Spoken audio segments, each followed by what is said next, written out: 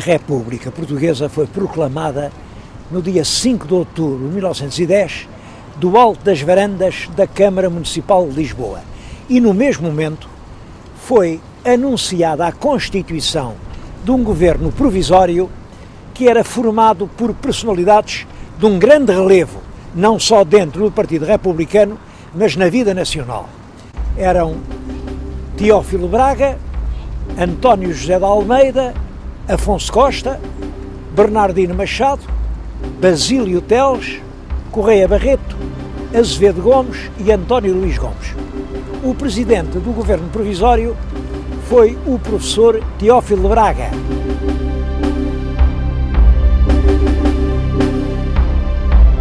A República era contra o rei, era contra a Igreja, mas não tinha assim projetos concretos. Em 28 de maio de 1911 fazem-se as eleições para a Assembleia Nacional Constituinte. A Constituição foi feita rapidamente, era uma Constituição de tipo parlamentarista e submetia o governo ao apoio de uma maioria que parecia muito sólida. A verdade é que essa solidez desmoronou-se rapidamente. Porque dentro do Partido Republicano havia uma esquerda, uma direita e um centro. O chefe da esquerda, do verdadeiro e autêntico Partido Republicano, era um vulto de grande prestígio, o Dr. Afonso Costa. O centro entendia que o que era preciso era unir, era não separar, e tinha como chefe um grande proprietário alentejano, que era o Dr. Brito Camacho. Dos que eram da direita diziam que eram evolucionistas. Evolução quer dizer, em vez de assim de uma revolução súbita, uma revolução a causar estragos, traumatismos, descontentamentos, era preciso uma evolução na continuidade, como mais tarde se diria. E o chefe dos evolucionistas era o Dr. António José de Almeida, um homem também de grande prestígio. O Parlamento era o terreno das lutas entre todos esses partidos e a situação política portuguesa foi marcada por uma instabilidade política permanente. Basta dizer que entre 1911 e 1926 houve 44 governos, 7 parlamentos eleitos e 8 presidentes da República.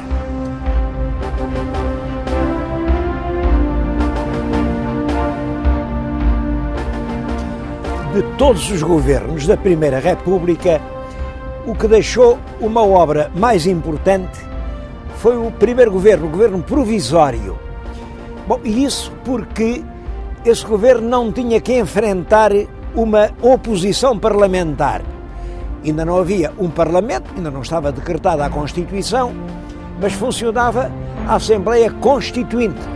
É desse tempo a Lei de Família, que vem reconhecer os direitos dos filhos ilegítimos, a Lei do Registro Civil, que permite o casamento sem intervenção da Igreja, a Lei do Divórcio, a Lei da Separação da Igreja e do Estado, que veio consagrar a ideia de que o Estado é laico e a Igreja é uma instituição livre, mas privada, e que, portanto, tem de se bastar a si própria sem o apoio do Estado.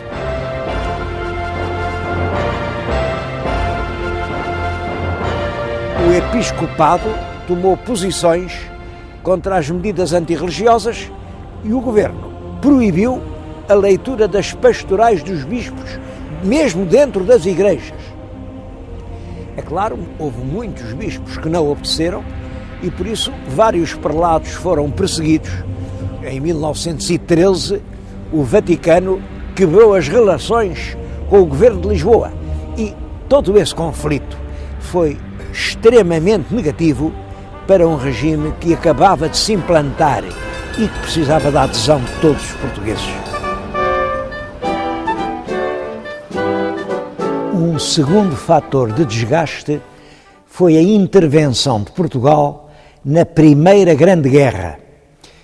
O conflito teve o seu início no ano de 1914 e opôs as grandes nações ocidentais, a Inglaterra e a França, aos impérios centrais, que eram a Alemanha e a Áustria.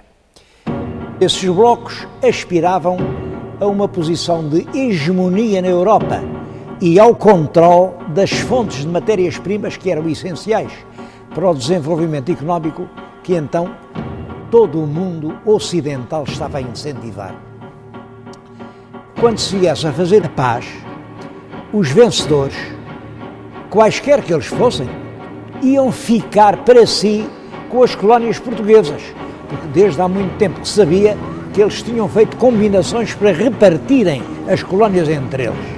Portanto, nós tínhamos que alinhar com alguma das partes, naturalmente com a Inglaterra, que era a nossa aliada desde há tantos séculos. Mas a Inglaterra não se mostrava nada interessada numa ajuda militar portuguesa.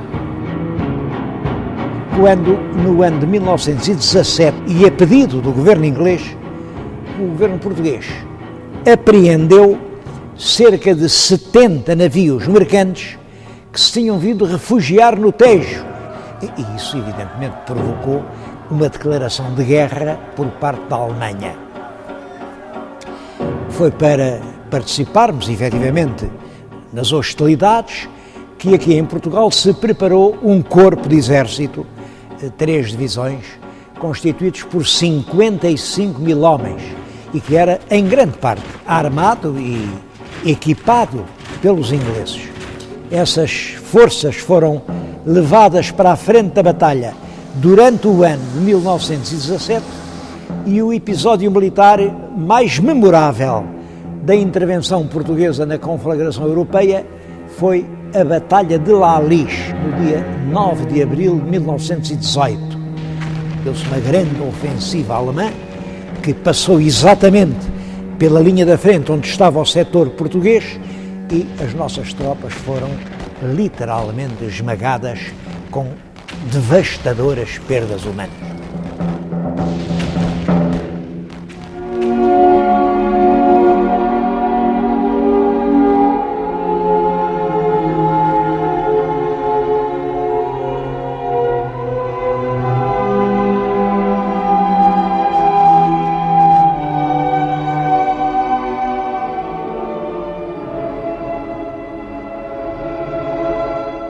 Foi nesse momento de grande ansiedade moral que se registaram as aparições de Fátima, que começaram no dia 13 de maio do ano de 1917.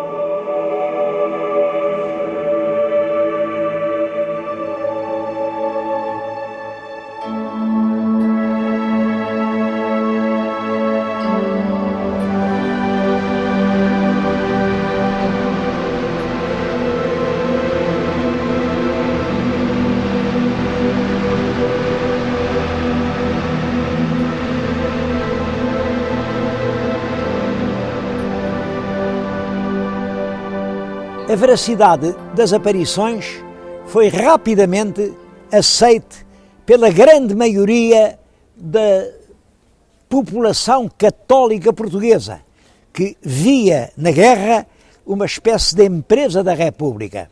E a expressão política dessa conjuntura vem a ser o golpe de 5 de dezembro de 1917, pelo qual o Major Sidónio Pais faz um golpe militar, proclama uma nova lei em que acaba com a Constituição, faz uma nova Constituição presidencialista e ele estabelece a República Nova.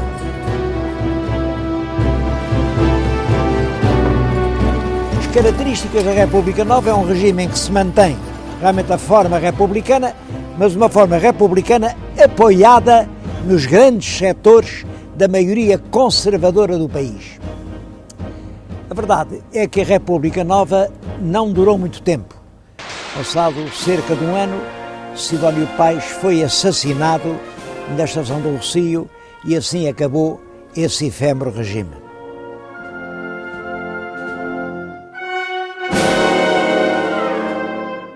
Com a morte do presidente Sidónio, voltou-se à vigência da Constituição de 1911 e foi eleito Presidente da República o Almirante Cândido Castro.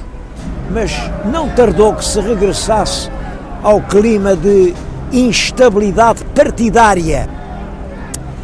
Em 11 de novembro de 1918, os alemães pediram o armistício e Portugal foi admitido à Conferência de Paz entre as potências vencedoras. Mas a verdade é que o pós-guerra teve consequências muito graves na economia do nosso país.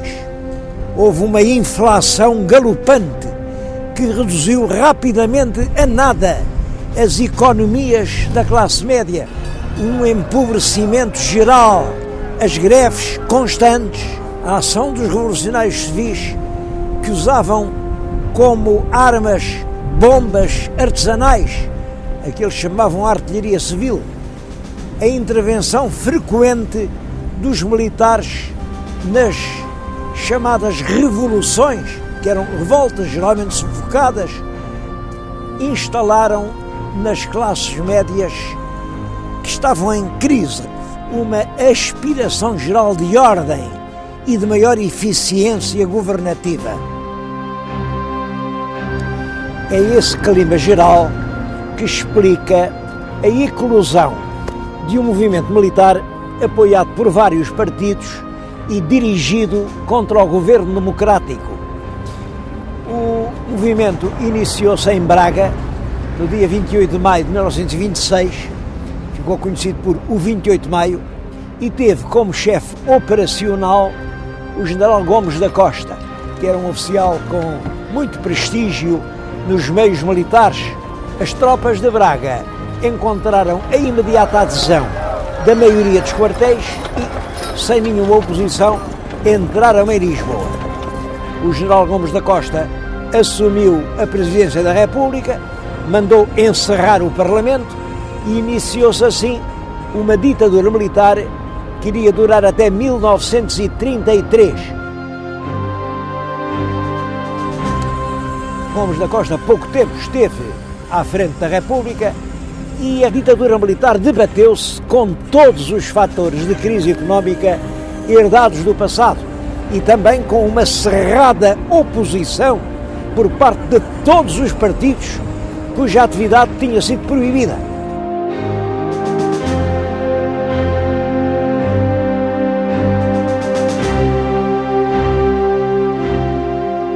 O problema financeiro era especialmente agudo, porque o recurso aos empréstimos na banca estrangeira era dificultado em 1928 pela ação dos imigrantes políticos que protestavam lá que Portugal não satisfaria as responsabilidades de qualquer empréstimo que fosse contraído, visto que o país não estava em plena legalidade democrática. Essa oposição à ditadura culminou com a revolta militar de fevereiro de 1927, o 7 de fevereiro, que eclodiu aqui no Porto e que também depois teve repercussão em Lisboa e que provocou centenas de mortos. Todos os oficiais comprometidos nessa revolta foram exilados, uns para a Ilha da Madeira, outros para os Açores, Cabo Verde e Angola. Muitos políticos notáveis saíram então do país e passaram a combater a ditadura no exílio. Mas, entretanto, agravava-se fortemente a situação financeira. E foi a urgência desses problemas que levou os militares da ditadura a chamar para a pasta das finanças um professor da Universidade de Coimbra, o Dr. António de Oliveira Salazar, que era um vulto muito ligado aos meios católicos da universidade. O novo ministro restabeleceu rapidamente o equilíbrio orçamental com uma enérgica contenção das despesas públicas. Entretanto, a presidência da República tinha sido ocupada pelo general Carmona, que em 1932 confiou ao Ministro das Finanças, o Dr. Oliveira Salazar, a chefia do governo. Logo no ano seguinte foi elaborado o texto de uma nova Constituição Política. Essa Constituição, de caráter fortemente presidencialista, atribuía uma grande força política ao governo e limitava os poderes dos parlamentos. É ao regime titulado por essa Constituição de 1933 que se deu o nome de Estado Novo. Os presidentes da República foram sucedendo, o general Carmona, depois o general Craveiro Lopes, depois o almirante Américo Tomás, mas o chefe do governo, que segundo a Constituição devia depender inteiramente da escolha do presidente, era sempre o mesmo, Dr. Oliveira Salazar. O governo exercia uma autoridade que só reconhecia como limites, como dizia a Constituição, a moral e o direito, e por isso não permitia a ação dos partidos políticos. Existia uma polícia política que impedia toda a atividade partidária e que era especialmente severa na repressão das atividades do Partido Comunista. Foi também sempre mantido um regime de censura prévia à imprensa e de tutela estadual sobre todos os meios da informação. As chamadas liberdades democráticas, como o direito de reunião, o direito de expressão, não se inscreviam no quadro dos objetivos do Estado. Ordem acima de tudo. A partir de 1930, seguiu-se um programa de obras públicas e uma reorganização geral do serviço público, com a publicação de um novo Código Civil importante, novo Código Penal.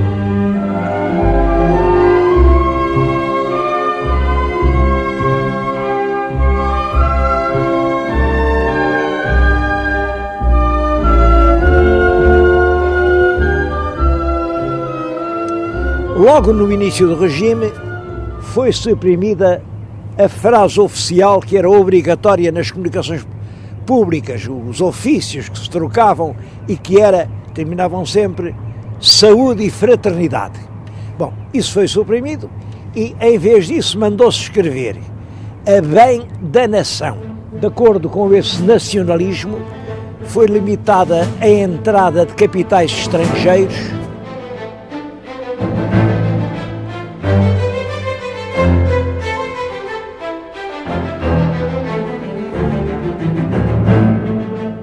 Portugal definiu uma posição de rigorosa neutralidade durante a Segunda Grande Guerra Mundial. As autoridades políticas portuguesas alcançaram com isso momentos de grande prestígio e, no pós-guerra, Portugal recusou as ajudas do Plano Marshall, porque se considerou que essas ajudas eram, de certo modo, incompatíveis com a soberania nacional. Depois da Primeira Grande Guerra Mundial, a ação colonizadora era não só admitida, como até exigida como um dever sagrado, mas depois da Segunda Guerra Mundial, a Carta das Nações Unidas veio estabelecer o direito de todos os povos à autodeterminação. É claro, perante essas exigências, Portugal assumiu a atitude de dizer que não tinha colónias e que os seus territórios do ultramar eram partes integrantes do conjunto nacional. Naturalmente que essa posição integracionista do governo português não foi reconhecida pela comunidade das nações. Pelo contrário, desencadeou uma forte hostilidade.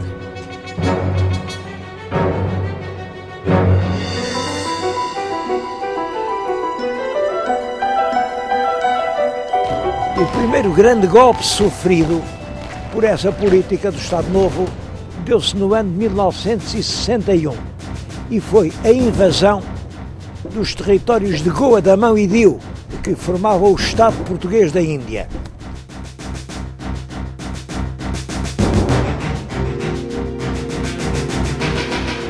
Nesse mesmo ano, 61, iniciou-se em Angola um movimento de guerrilha que nos anos seguintes se verificou também nos territórios da Guiné e de Moçambique.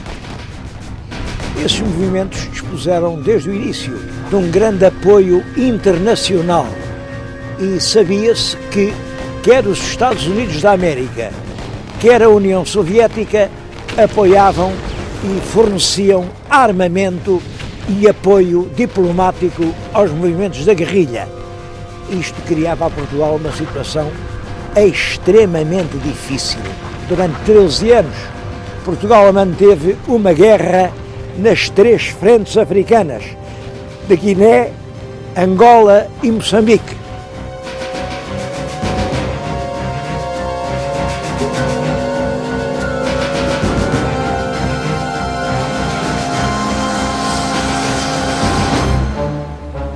Os planos quinquenais de fomento continuaram a ser executados com regularidade e os números indicadores do desenvolvimento económico português, sobretudo no setor industrial, mantinham-se muito elevados, quando, no ano de 1969, o Presidente do Conselho de Ministros foi inutilizado por doença.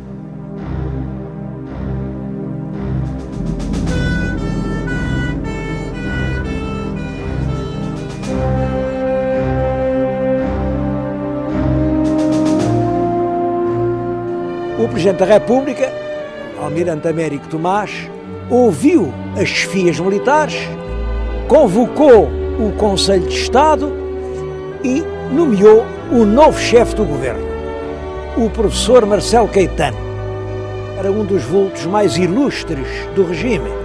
Chamavam-lhe o Delfim do regime, porque se via nele o continuador da obra de Salazar. A verdade é que, por outro lado, a continuação do salazarismo sem Salazar aparecia para muitos responsáveis como um projeto impossível. Entre as fórmulas lapidares em que o Dr. Salazar concretizou um pensamento cuja riqueza igual à pré-naturalidade, encontra-se aquela frase tão divulgada e tão verdadeira, bem adequada a esta hora: todos não somos demais para continuar Portugal. Os setores políticos que aspiravam a uma mudança das instituições num sentido democrático julgaram que essa oportunidade tinha chegado com a subida ao poder do professor Marcelo Caetano. Foi essa ilusão que deu origem à expressão a primavera marcelista, uma expressão que fez carreira, e muitos políticos confiaram que o novo chefe do governo ia restabelecer a política dos partidos, ia acabar com a polícia política, ia pôr termo à censura prévia, ia, sobretudo, acabar com a guerra do ultramar, dando independência às províncias ultramarinas. Marcelo Caetano mostrou sempre, em relação a todos esses problemas, uma posição cautelosa e ambígua, e adotou como lema do seu governo esta frase: evolução na continuidade. Mas os governantes têm de ponderar as repercussões das questões umas nas outras. são forçados a encarar os vários aspectos de cada caso, porque as resoluções que derem às questões vão de ajustar-se ao interesse geral. Eis o que eu gostaria de ver compreendido pela generalidade dos portugueses. Marcelo Caetano pretendeu, até ao fim, manter o apoio dos partidários da continuidade, que eram todos os quadros políticos do antigo regime, e, ao mesmo tempo, ter por si os defensores da mudança, que eram representados pelos expoentes das correntes progressista e democrática. Sob o ponto de vista material, o país continuou o ritmo de progresso que vinha desde as décadas anteriores.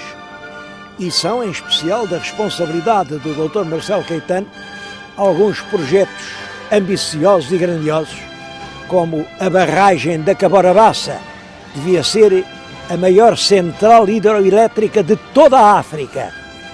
O polo industrial Sines, que foi planeado para refinar as ramas do petróleo de Cabinda, tornando-se assim um dos grandes centros energéticos da Europa. Ou a barragem do Alqueva, com a qual se tencionava irrigar uma grande parte do Alentejo, ou a irrigação da Cova da Beira, ou vários outros projetos que realmente representam uma grande vontade de modernizar o país.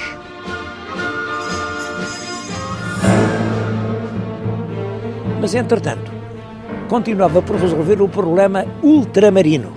A Organização das Nações Unidas fazia uma pressão cada vez mais forte sobre o governo português, no sentido de ser alterada a tese oficial de que os territórios coloniais eram uma parte integrante de Portugal e, portanto, já tinham a sua autonomia. Querem que abandonemos Angola e Moçambique aos movimentos terroristas, esses movimentos que de sobra sabemos que estão apoiados pela União Soviética e pela China.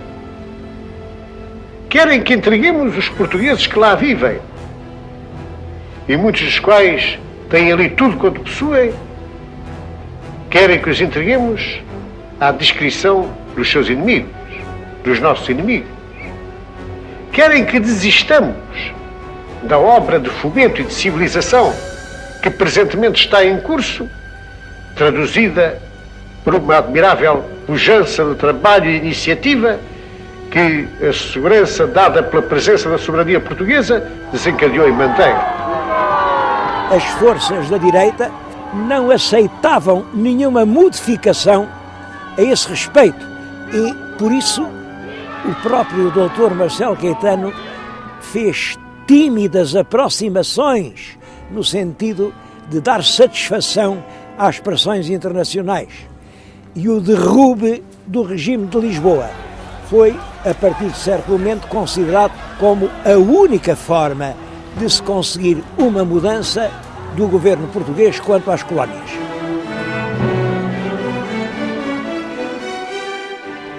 Por outro lado, as correntes da opinião católica, que até então tinham estado de alma e coração com o regime, abriam agora brechas importantes que se revelaram, por exemplo, no episódio das vigílias da Capela do Rato, que eram ações religiosas de cunho político e que a PIDE considerou subversivas e que, por isso, prendeu as pessoas que as tinham organizado. O governo, a certa altura, quis integrar nos quadros permanentes os oficiais milicianos que tinham feito ou estavam ainda a fazer a Guerra da África. Mas, é claro, os oficiais do quadro permanente eram os que tinham feito os cursos da Academia Militar, opuseram-se e foi assim que nasceu aquilo a que se chamou o movimento dos capitães. Esse movimento começa por ter objetivos essencialmente de defesa da carreira militar, mas rapidamente assume o caráter de uma contestação política ao regime. A posição do próprio chefe do governo, o professor Marcelo Caetano, era de perplexidade. Ele, em março de 1974, tentou renunciar ao seu cargo e apresentou formalmente um pedido de demissão ao Presidente da República. A justificação é que era ele o responsável pela ordem que o Ministro da Defesa deu para se publicar o livro do General Spínola e que isso tinha sido um erro e quem faz erros deve pagá-los. A verdade é que estavam em curso já movimentos militares e mesmo nesse mês de março, um movimento que parte das Caldas Rainha vem abortar já às portas de Lisboa.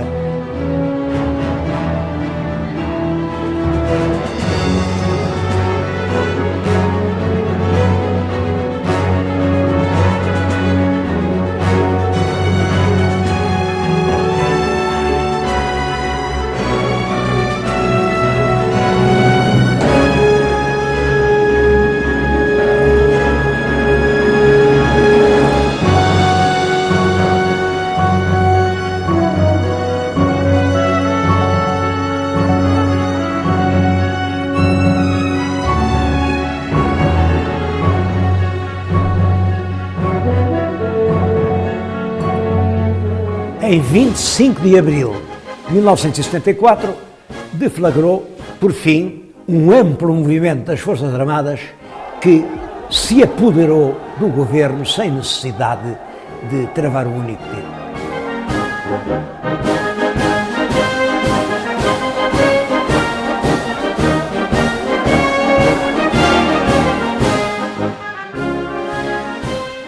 Estou a falar nisto num local que está diretamente relacionado com os acontecimentos.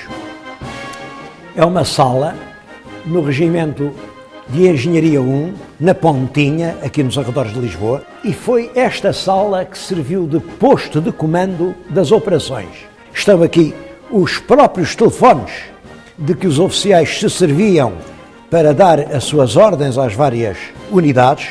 Tenho aqui a fotocópia do plano das operações. É um documento pormenorizado, que é da autoria do Major Otelo Saraiva de Carvalho. Tenho aqui os comunicados que daqui mesmo se foram fazendo à imprensa, da autoria do Tenente-Coronel Lopes Pires.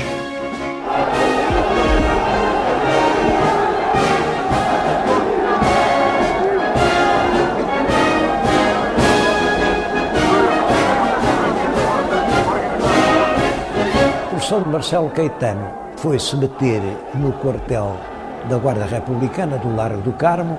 O Presidente da República ficou em Belém, mas ambos foram presos e levados pelo movimento triunfante para a Ilha da Madeira e mandados seguir, pouco depois, para o Brasil, onde se fixaram. O Presidente Tomás ainda regressou a Portugal, o Dr. Marcelo Caetano morreu no seu exílio.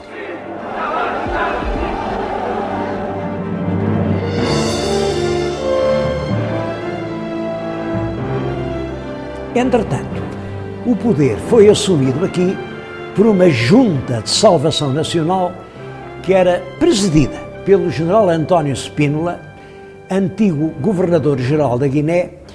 Ao fim do mês foi escolhido o primeiro chefe do governo, o professor Adelino da Palma Carlos, um antigo diretor da Faculdade de Direito de Lisboa e que era considerado um representante moderado do pensamento democrático. Mas a autoridade do governo foi, desde o início, partilhada pelo MFA, Movimento das Forças Armadas, que aglutinava os militares que reivindicavam uma posição importante na revolução que eles próprios tinham feito. As forças de esquerda eram lideradas pelo Partido Comunista e vieram a criar o conceito de Aliança Povo-MFA.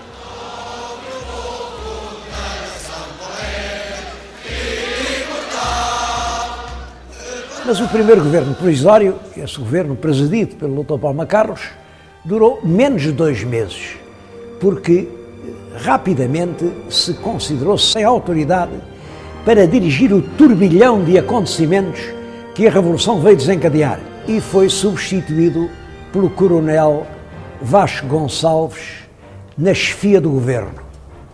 Vasco Gonçalves era o oficial de mais alta patente no movimento das Forças Armadas e pretende, em consonância com o Partido Comunista, realizar profundas transformações na sociedade portuguesa. Mas a tendência moderadora e conservadora do general Spínola foi rapidamente ultrapassada. Em 30 de setembro de 1974, portanto, poucos meses depois da Revolução, Spínola faz perante as câmaras da televisão esta declaração dramática. Nestas condições e perante a total impossibilidade de, no atual clima, se construir uma democracia autêntica ao serviço da paz e do progresso do país, renuncio ao cargo de Presidente da República. A Junta da Salvação Nacional, que no seu início pretendia representar todas as forças políticas da oposição ao regime, mas que nesta altura, com aquela constante inclinação à esquerda, já estava reduzida a 3 elementos, designou como Presidente da República o General Costa Gomes. E o governo foi remodelado com a saída de todos os ministros que se opunham a uma política abertamente de esquerda. É claro que com a saída do general Spínola do governo desaparecia o mais grave obstáculo ao triunfo da tese da descolonização imediata. O abandono das colónias era-nos agora imposto por todas as potências do mundo, mas é claro que isso representava uma mudança essencial na história de Portugal. E por isso a opinião estava profundamente dividida sobre o caminho a seguir. A demissão de Spínola representou a derrota do ponto de vista federalista e o triunfo da tese das independências imediatas. Pelo Acordo de Argel, que é de 26 de agosto de 1974, Portugal reconheceu a independência do Estado da Guiné. Também nesse mês de agosto se iniciaram as negociações com Moçambique e na Conferência de Lusaka, de 7 de setembro desse mesmo ano, a independência total de Moçambique foi marcada para o dia 26 de junho de 1975. Em Angola, a situação era muito mais complexa. Em primeiro lugar, Angola era uma região muito rica, com grandes recursos. Era a Angola do petróleo, dos diamantes, do ferro do Coima, do algodão, do café. É claro que isso mesmo é que aguçou o apetite das grandes potências. E cada bloco inspirava o seu movimento. A América estava na base do FNLA, a União Soviética e os países comunistas apoiavam o MPLA, controlando uma grande parte dos povos do interior de Angola. Havia a UNITA, presidida pelo carismático Jonas Savimbi. Pouco depois do general Costa Gomes assumir a presidência da República, iniciaram-se negociações oficiais entre esses 3 partidos e o governo português, que conduziram ao Acordo do Alvor, assinado no dia 15 de janeiro de 1975. Os 3 partidos prometiam estabelecer a paz entre si e organizar um governo de coligação. E a data da independência de Angola foi marcada para o dia 11 de novembro de 75. A verdade é que não se estabeleceu paz nenhuma. Pelo contrário, a guerra tornou-se mais feroz, mas apesar de tudo isso, o governo português reconheceu a independência no dia 11 de novembro. Também foi reconhecida a independência de São Tomé e Príncipe.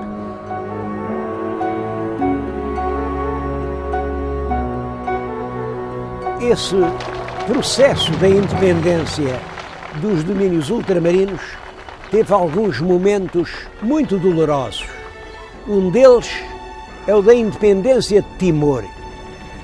O governo português reconheceu a independência a um partido político, a Fretilin, e isso provocou uma invasão pelo exército indonésio.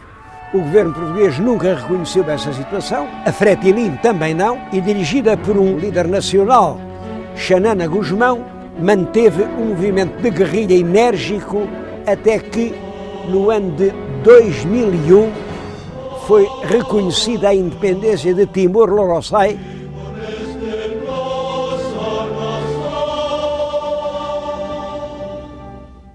Macau teve um destino diferente. Portugal veio a transferir a soberania do território para a República Popular da China no dia 19 de dezembro de 1999. É realmente o último ato da liquidação do Império. Mas essa operação foi conduzida sempre com paz, através de meios diplomáticos e com um respeito mútuo. Entretanto, em Portugal, a Revolução prosseguia no sentido da implantação de uma república popular, de uma sociedade sem classes, isto é, num sentido nitidamente antiburguês e revolucionário. Por isso, ainda antes de elaborar a Constituição, o governo começou a decretar reformas de fundo, a nacionalização das empresas, a reforma agrária com a expropriação das grandes propriedades agrícolas, encorajava o movimento da autogestão, pelo qual as comissões de trabalhadores expulsavam os empresários, o que teve por efeito a saída de imensos empresários do nosso país e a consequente imigração dos capitais, acelerou o processo de independência das antigas colónias, que teve também por consequência o regresso apressado a Portugal de cerca de 500 mil de antigos residentes nos espaços ultramarinos, que em grande parte voltavam sem nada, eram os chamados retornados.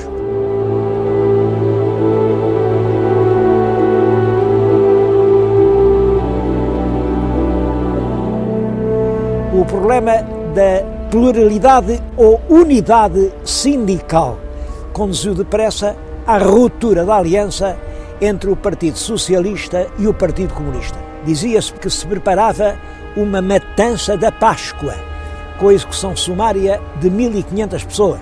Foi esse o ato que fez Spínola, segundo ele dizia, a tentar um golpe militar no dia 11 de março de 1975. Aqui quem dá ordens no país é o Presidente da República, é o Primeiro-Ministro, é o Hotel Saraiva de Carvalho e é o Chefe de Estado-Maior-General. Mas a operação falhou e acentuaram-se, a partir de 11 de março, a nacionalização da banca, de todas as companhias de seguros, a dissolução da Junta de Salvação Nacional e do Conselho de Estado, e todos os poderes passaram a ser exercidos por um Conselho da Revolução, que foi criado em 14 de março de 1975, mas cerca de um mês depois realizam-se as primeiras eleições para a Assembleia Constituinte. E os resultados dessas eleições vieram a alterar completamente o panorama político português.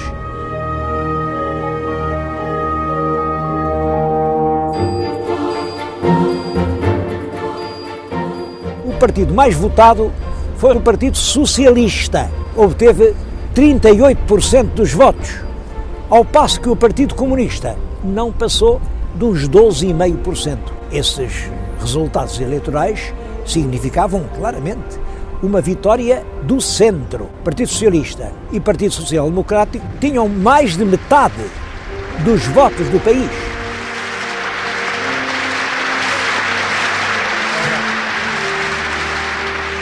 O governo pretende utilizar os últimos meses de governação para fazer a revolução que estava no seu projeto. Mas o triunfo eleitoral do mês de abril tinha dado ao Partido Socialista uma enorme força política. Tratava-se agora de contrapor a legitimidade civil representada pelo triunfo nas urnas à legitimidade revolucionária que o Conselho da Revolução dizia representar. E o conflito latente entre Os dois partidos, os do centro e os da esquerda, levam os ministros socialistas a abandonarem o governo e logo a seguir o Partido Socialista organiza em Lisboa, aqui na Fonte Luminosa, um comício que reuniu centenas de milhares de pessoas. O Dr. Mário Soares, num discurso muito enérgico, denunciou o perigo que estávamos a atravessar de cair numa ditadura de esquerda. Podem estar certos que marcharemos em frente no caminho da revolução, no caminho do socialismo, mas mantendo os direitos da pessoa humana, mas mantendo as liberdades, mas mantendo a democracia. Inicia-se então o período que ficou conhecido como o Verão Quente e chega a recear-se a Guerra Civil. Em muitas povoações, sobretudo no norte de Portugal, as sedes do Partido Comunista, em muitos casos, foram incendiadas. Em agosto, 9 membros do Conselho da Revolução publicaram um documento em que se oponham ao totalitarismo do Bloco Comunista, pondo, enfim, na linha das grandes democracias ocidentais. E a Assembleia do Exército, reunida em Tancos, decidiu demitir os oficiais que representavam o Exército no Conselho da Revolução. Um desses oficiais era o general Vasconcelos, que se via privado de legitimidade para continuar no governo e foi substituído pelo almirante Pinheiro de Azevedo, que era considerado um partidário da moderação e do alinhamento com a Europa, mas não teve força para dominar a agitação que parecia ter-se mesmo instalado no país. Da República. O sexto governo veio para ficar e ficará enquanto o povo português quiser. O povo é sereno. O povo é sereno. O povo é sereno. O povo é sereno, não tem perigo. É apenas fumaça. Em setembro desse ano, o edifício do Parlamento esteve cercado por elementos revolucionários e sucederam-se episódios tão graves como, por exemplo, o ataque e o incêndio da Embaixada da Espanha, o silenciamento da Rádio Renascença com uma carga explosiva que foi lá mandada colocar pelo governo. E, por fim, isto culminou por uma declaração do governo dizendo que estava inibido de governar. Já chega, não gosto de ser sequestrado, é uma coisa que me chateia, porque isto não é fácil de resolver, é difícil. Vocês já viram agora o governo suspender a sua atividade? Realmente assim, fora do normal. O movimento militar de 25 de novembro, desencadeado pela esquerda, foi rapidamente dominado pelas forças fiéis ao governo e marcou o fim dessa tentativa de escalada marxista e o triunfo definitivo da linha moderada da Revolução.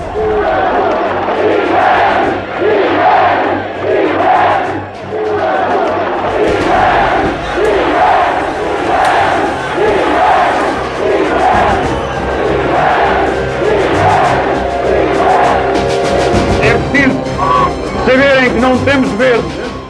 Foi, portanto, já num clima de normalidade que se fez a eleição do Presidente da República, General Ramalho Yanes.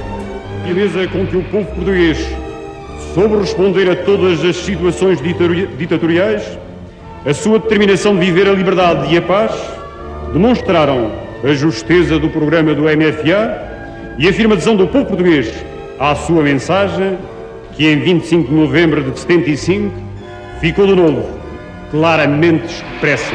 As duas realidades históricas mais importantes na primeira década do novo regime foram, em primeiro lugar, o relevo dado ao poder local, com a transferência de uma grande parte das receitas públicas para as câmaras municipais.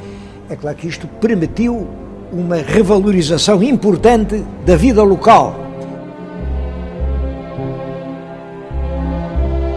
O segundo facto é a entrada de Portugal na Comunidade Económica Europeia. A candidatura tinha sido formalmente apresentada em 1977 e, a partir daí, todos os governos reconheciam que, após a liquidação do nosso ultramar, a vida económica portuguesa exigia um relacionamento muito mais estreito com a Europa.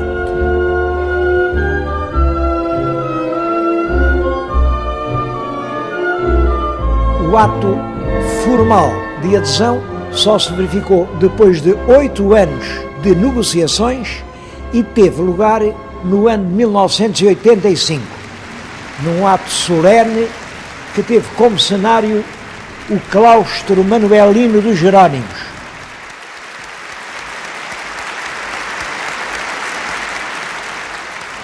Isso também tem interesse porque revela que o governo pretendeu chamar a atenção para o caráter histórico daquela cerimónia.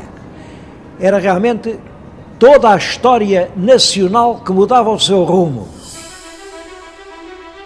O Governo inscreve no centro das suas preocupações a melhoria da qualidade de vida e do bem-estar dos portugueses, essência da sua luta pela justiça e por mais sólidos suportes materiais e culturais da liberdade.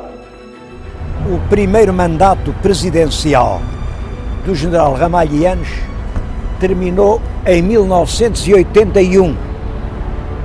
Os partidos de direita coligaram-se naquilo que se chamou a Aliança Democrática, AD, e resolveram apresentar um candidato, era o general Soares Carneiro.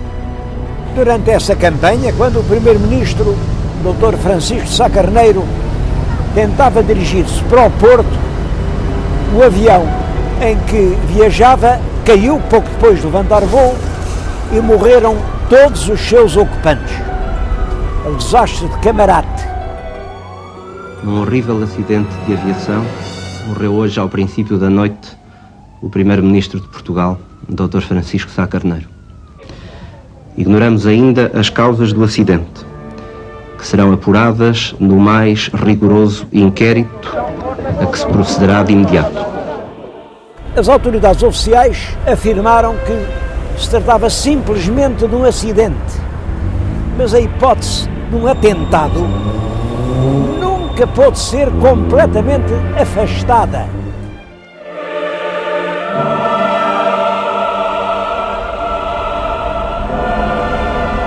O desastre emocionou todo o país, mas nas eleições o general Ramalhianes foi reeleito logo à primeira volta por uma grande maioria. Ele agora tinha do seu lado não só a metade conservadora do país, que o tinha imposto na primeira volta, mas também a metade progressiva, que o tinha reconhecido como um homem capaz de realizar as suas aspirações. Sá Carneiro foi substituído no governo pelo Dr. Francisco Pinto Balsemão, mas a AD pouco mais tempo durou.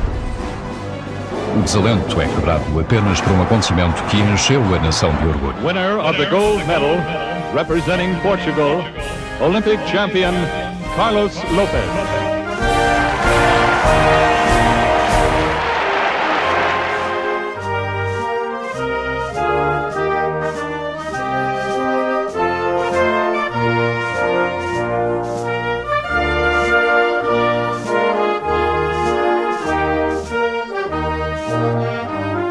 Um outro facto importante, logo no ano seguinte, é que em 1982 se fez a primeira revisão constitucional. Foi extinto o Conselho da Revolução, que era composto exclusivamente por militares, que tinham uma espécie de funções de Tribunal Constitucional. O general Ramalhianes foi reeleito para um segundo mandato e ao general Ramalhianes sucedeu na presidência o Dr. Mário Soares, que era o líder do Partido Socialista e uma personalidade de excepcional fulgor político. Houve uma renhida campanha em que o resultado chegou a parecer duvidoso, mas as urnas deram a vitória ao candidato socialista, que na própria noite em que estavam a acabar de se contar os resultados, e ele anunciou solenemente que iria ser o presidente de todos os portugueses. Serei, em absoluto, fiel aos meus compromissos, isto é, que serei o presidente de todos os portugueses, como fui no passado. Promessa que ele cumpriu, o que lhe valeu uma reeleição, com o apoio do próprio PSD, o seu antigo antagonista. O seu prestígio abriu certamente o caminho a um novo candidato do Partido Socialista, o Dr. Jorge Sampaio, e também Jorge Sampaio se viu reeleito para um segundo mandato, numa vitória fácil. A terceira situação que se deve salientar é a estabilidade política.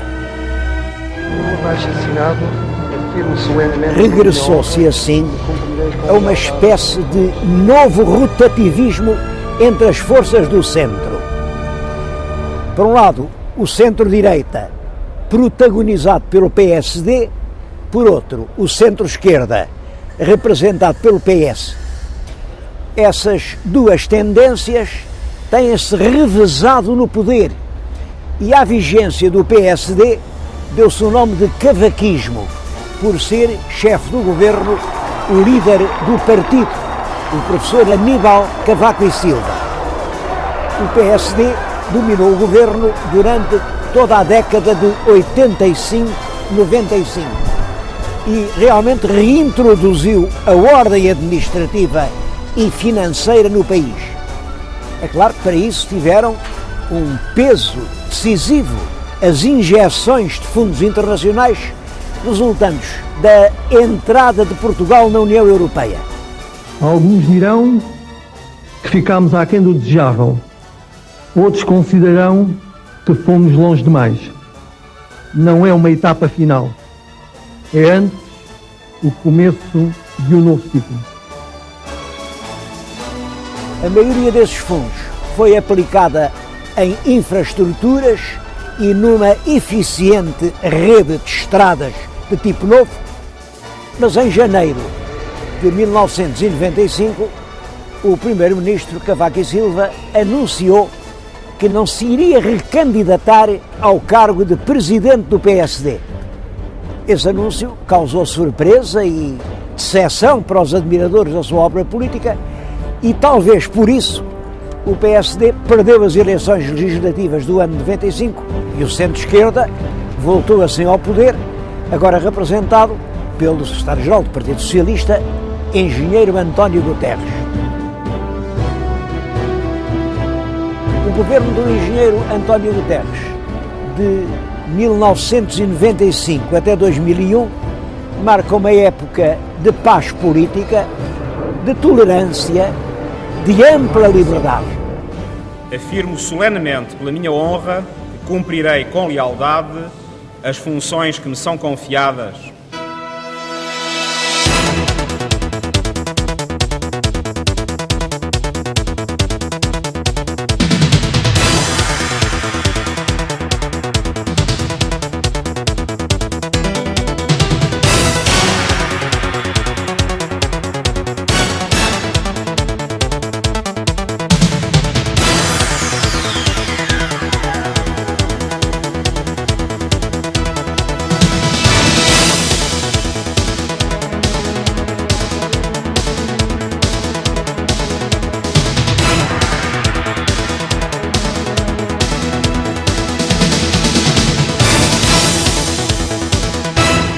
O abrandamento das forças económicas refletiu-se nas finanças públicas e obrigou o governo a sucessivos orçamentos retificativos, com derrapagens orçamentais que refletiam uma crescente perda do vigor do Estado, que não conseguia impor os seus próprios orçamentos.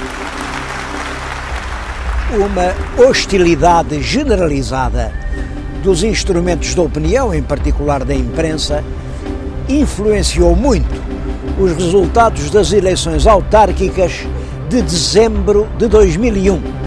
Nessas eleições, os autarcas do PSD obtiveram vantagem sobre os autarcas do PS O primeiro-ministro António Guterres interpretou esses resultados como uma perda de confiança política. Por isso mesmo, pedirei ao Sr. Presidente da República que me receba para lhe apresentar o meu pedido de demissão das funções de Primeiro-Ministro, querendo com isto contribuir para a criação de uma situação que permita um pleno restabelecimento da confiança entre governantes e governados. De harmonia com a disciplina estipulada na Constituição, o Governo passou então à condição precária de puro governo de gestão, isto é, governo que se ocupa só da administração corrente, das coisas simples. E é durante esse período do governo de gestão que Portugal conhece uma das mudanças mais visíveis de todo o seu processo histórico. O escudo, que era a moeda nacional desde 1911, é substituído pelo euro desde o dia 1 de janeiro de 2002.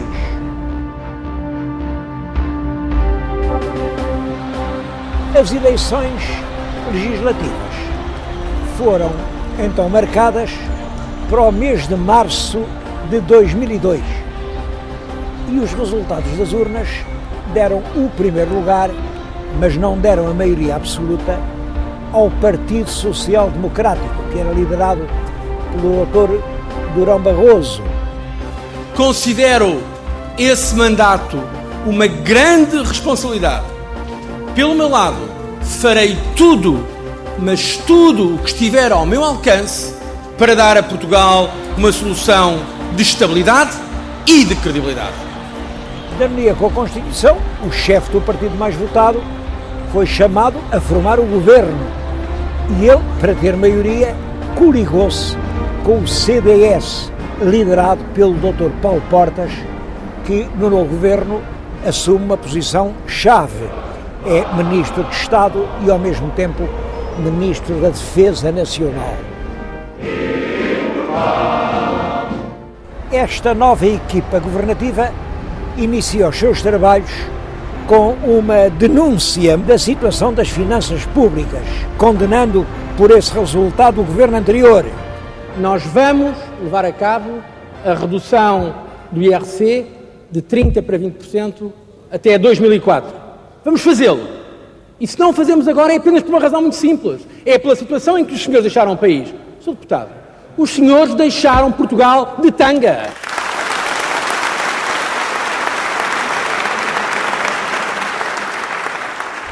E há muitos portugueses que se interrogam sobre qual seja o grande projeto nacional que deve constituir a razão de ser da nação portuguesa.